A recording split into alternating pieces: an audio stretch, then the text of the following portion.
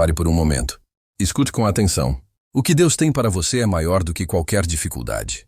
Maior do que essa luta que você está enfrentando. Hoje eu declaro algo sobre a sua vida. Essa situação difícil não define o seu futuro. As dores e os fracassos do passado não têm poder.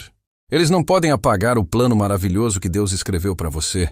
Eu declaro, em Deus há esperança renovada. Onde há cansaço, Ele traz força. Onde há lágrimas, Ele transforma em alegria. Você não está sozinho. O Senhor está contigo.